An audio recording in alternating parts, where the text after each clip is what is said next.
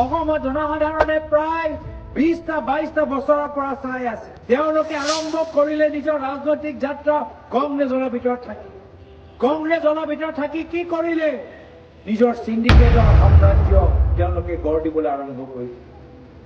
নিজৰ media channel, ক'ৰবাত ভাল ঘৰ, ক'ৰবাত ভাল এটা মাটি তেওঁলোকে ল'বলৈ আৰম্ভ কৰিলে। কি কাম কৰি?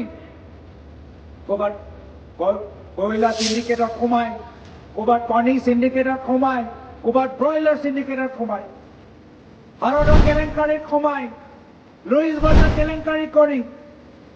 আৰু সেইকাৰণে এটা ডাঙৰ কাৰণ যাৰ বাবে অসমৰ জনসাধাৰণে কংগ্ৰেছ দলক বেয়া পালে, সেই আছিলে কংগ্ৰেছ দলৰ ভিতৰত থকা এইসকলৰ কেলেংকাৰী, এইসকলৰ ব্যক্তিগত স্বাৰ্থ। দুখীয়া মানুহবোৰে চৰকাৰী আঁচনি পাইছে নেকি? আজিৰ তাৰিখত দুখীয়া মানুহবোৰে, দুখীয়া মহিলাবোৰে আঁচনি সুবিধা নাপায়। যিসকলে বিজেপি বিধায়ক ওচৰত গৈ, যিসকলে বিজেপি মন্ত্ৰীৰ ওচৰত গৈ কমিশ্যন দি আহে, তেওঁলোককে আঁচনি সুবিধা দিয়ে। আঁচনি আগতেও আছে, আজিও আছে। পৰৱৰ্তী দিনত যেতিয়া কংগ্ৰেছৰ নেতৃত্বৰ চৰকাৰ আহিব, আঁচনি সুবিধা ল'বলৈ কোনো বিধায়ক বা মন্ত্ৰীৰ ওচৰত যাব নালাগে। নগৰী শুৱালকুছিৰ পৰা আহিলো,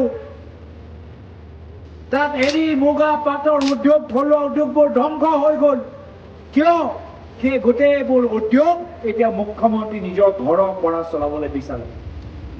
এখন নতুন বৰ অসম, যি অসম মাত্ৰ এজনৰ নহয়, মাত্ৰ এজনৰ ঘৰৰ উন্নয়নৰ বাবে নহয়, মাত্ৰ এজনৰ অহংকাৰৰ বাবে নহয়, এখন নতুন বৰ অসম, যি অসমৰ ভিতৰত আমি সকলোৱে অংশীদাৰ হিচাপে স্বাভিমান সহকাৰে আমি জীয়াই থাকিব পাৰো। এতিয়া হিমন্ত বিশ্ব শৰ্মা ডাঙৰীয়া ইমান দুৰ্বল যে অসমৰ মানুহৰ ভোটৰ ওপৰত ভৰসা কৰা নাই। এতিয়া তেওঁ যিসকলে কংগ্ৰেছক ভোট দিয়ে, তেওঁলোকৰ নাম ভোটৰ তালিকাৰ পৰা পতন কৰিবলৈ বিচাৰে। যদি ইমানে ভাল কাম কৰিছে, তো ইউপি বিহাৰৰ মানুহবোৰ ভোটৰ তালিকাৰ ভিতৰত কিয় সোমাইছে? আমাৰ অসমৰ মানুহৰ নাম ভোটৰ তালিকাৰ পৰা কিয় কাটিছে? এই প্ৰশ্ন তেওঁলোকৰ ওচৰত উত্তৰ নাই।